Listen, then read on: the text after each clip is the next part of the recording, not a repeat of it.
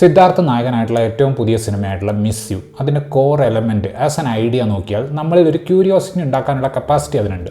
പക്ഷേ മേക്കിങ്ങിലേക്ക് വരുമ്പോൾ ഈ ഒരു ഐഡിയ വെറും സ്കെലിട്ടനായി മാറുകയാണ്. തമിഴ് എൻ്റർടൈനർ സിനിമകളിൽ സ്ഥിരം കാണുന്ന പാട്ടും ഡാൻസും ഡ്രാമയും കുത്തിക്കയറ്റി ഉണ്ടായിരുന്ന സാധ്യതകളെയൊക്കെ ഇല്ലാതാക്കി കളയുകയാണ്.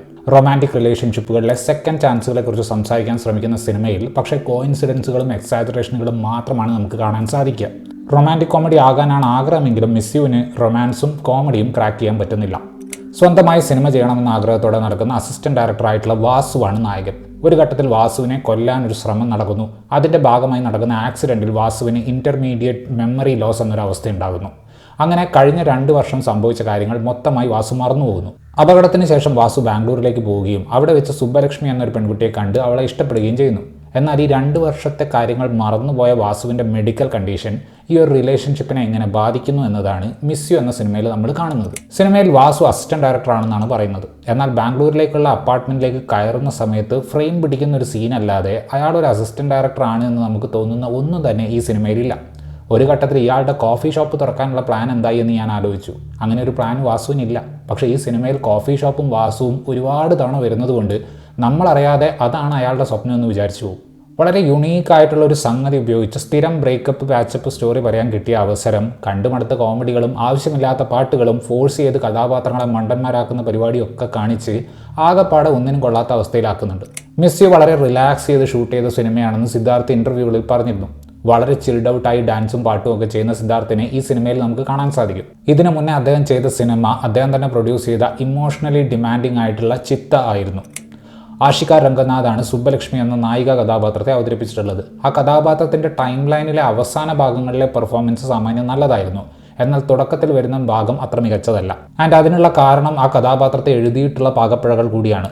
ഹീറോയ്ക്ക് 2 ഫേസുകൾ ഉള്ളതുകൊണ്ട് 2 എർത്തുകളെ കൊടുത്തിട്ടുണ്ട്. കരുണാകരനും ബാലശരവണനുമാണ് ആ കഥാപാത്രങ്ങളെ അവതരിപ്പിച്ചിട്ടുള്ളത്. ഇടയ്ക്കൊക്കെ നല്ല കൗണ്ടർ ഡയലോഗുകൾ ഉള്ളതുകൊണ്ട് ഇവരുടെ പെർഫോമൻസ് ചില സ്ഥലങ്ങളിൽ രസകരമായിരുന്നു. ശരത് ലോഹിതാശ്വ സ്ഥിരം രാഷ്ട്രീയക്കാരൻ വില്ലനായിട്ട് വന്നിട്ടുണ്ട്. പാസം തുള്ളിത്തുളുമ്പുന്ന അച്ഛന്മാരായി ജയപ്രകാശും പൊന്മണ്ണനും സിനിമയിലുണ്ട്. മിസ് യു ഒരിക്കലും ഇറിറ്റേറ്റിംഗ് ആയിട്ടുള്ളൊരു സിനിമയാണെന്ന് ഞാൻ പറയില്ല. ഡിസ്ഫങ്ഷണൽ ആയിട്ടുള്ളൊരു റിലേഷൻഷിപ്പ് എക്സ്പ്ലോർ ചെയ്യാനുള്ളൊരു താല്പര്യം സിനിമ ഇടയ്ക്കിടയ്ക്ക് കാണിക്കുന്നുണ്ട്. സിനിമയിലെ ഒരു പാട്ട് സീനിൽ നായികയുടെ ക്യൂട്ട്നെസ് ഒക്കെ കണ്ടതിന് ശേഷം നായകൻ്റെ സുഹൃത്തുക്കൾ അവനോട് അവൾ എങ്ങനെയുണ്ടെന്ന് ചോദിക്കുന്നുണ്ട്. അതിന് നായകൻ കൊടുക്കുന്ന മറുപടി ഒരർത്ഥത്തിൽ പക്വതയില്ലായ്മയെ ക്യൂട്ട്നെസ്സായി സെലിബ്രേറ്റ് ചെയ്ത ഒരു വിഭാഗം തമിഴ് സിനിമകളെ മൊത്തത്തിൽ ട്രോൾ ചെയ്യുന്ന രീതിയിലാണ്. സിനിമയിൽ സംഭവിക്കുന്ന കാര്യങ്ങളെ കാണാൻ കുറച്ചെങ്കിലും ഓർഗാനിക് ആക്കാൻ ഒരു ശ്രമം സംവിധായകൻ രാജശേഖറിന്റെ ഭാഗത്ത് നിന്ന് വരുന്നില്ല.